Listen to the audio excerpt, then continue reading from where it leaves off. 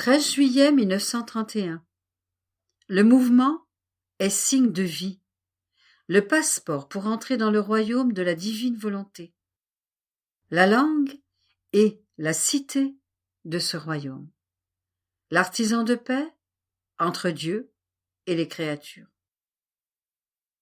Je suivais mes actes dans la divine volonté et je me disais, comment peut-on savoir si le divin fiat règne dans la créature? Et ma pauvre âme a-t-elle ou non le bien de son règne? Mais je pensais à cela lorsque mon doux Jésus me dit « Le mouvement est signe de la vie. Là où il n'y a pas de mouvement, il ne peut y avoir de vie. Par conséquent, pour savoir si la créature possède ma volonté, il faut que dans l'intimité de son âme, elle sente que ma volonté seule est le mouvement premier de tout ce qui se passe en elle. Parce que si elle règne, ma volonté fera sentir son premier mouvement divin, sur quoi vont s'appuyer tous les actes intérieurs et extérieurs. Ma volonté sera donc le premier mouvement, le mot d'ordre, le commandant, le souverain, de sorte que chaque acte restera dans l'attente de ce premier mouvement avant d'agir et de passer à l'action. Ainsi, lorsque la créature sent dans ses actes le premier mouvement de mon vouloir, c'est un signe que ma volonté règne dans son âme.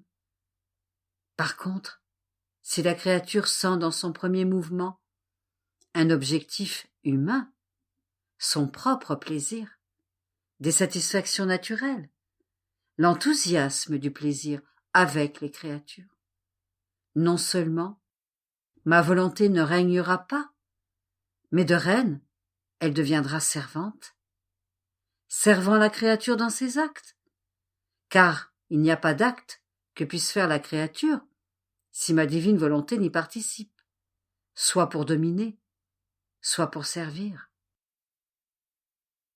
Or, tu dois savoir, ma fille, que le passeport pour entrer dans mon royaume est une volonté résolue de ne jamais faire sa propre volonté, quel que soit le sacrifice, et même au prix de sa vie.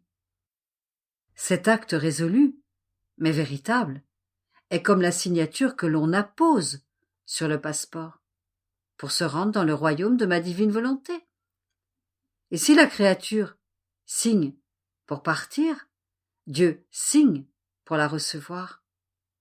Cette dernière signature aura tant de valeur que tout le ciel viendra accueillir la créature dans le royaume de la divine volonté. Et tous auront les yeux fixés sur celle qui de la terre a pour vie et pour royaume cette divine volonté qu'il possède dans le ciel. Mais le passeport n'est pas suffisant. Il faut aussi étudier la langue, les mœurs et les coutumes de ce divin royaume. Et qui sont les connaissances, les prérogatives, les beautés et la valeur que contient ma volonté. Sinon, la créature serait comme une étrangère qui ne pourrait ni prendre l'amour, ni être aimée. Si elle ne fait pas le sacrifice d'étudier pour être capable de parler cette langue, si elle n'est pas adaptée aux coutumes de ceux qui vivent dans ce royaume si saint, elle vivra isolée, car, faute de la comprendre, ils l'éviteront, et l'isolement ne rend personne heureux. Après quoi, la créature doit passer de l'étude à la pratique de ce qu'elle a appris. Et après un temps de pratique, elle est enfin déclarée cité du royaume de ma divine volonté.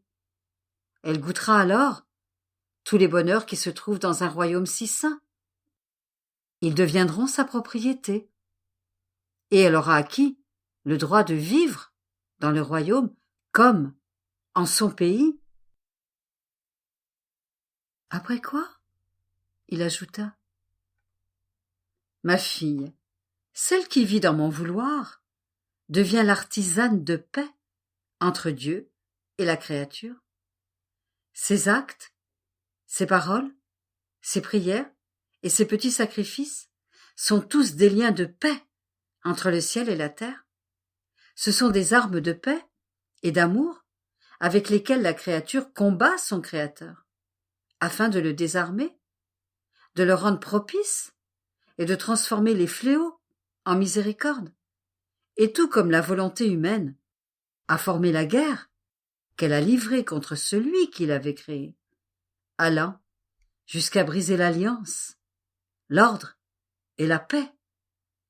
Ainsi mon vouloir, par la force de son omniprésence qui règne dans la créature, convertit ce que fait la créature en lien d'alliance, d'ordre, de paix et d'amour, si bien qu'il s'élève de la créature un petit nuage blanc qui s'étend et monte jusqu'au trône divin pour éclater en autant de voix que d'actes accomplis par la créature, et qui dit « Grand Dieu, je t'apporte la paix de la terre, et tu me donnes ta paix, pour que je la rapporte comme un lien de paix entre toi et la génération humaine. » Ce petit nuage monte et descend et monte, et joue le rôle d'artisan de paix entre le ciel et la terre.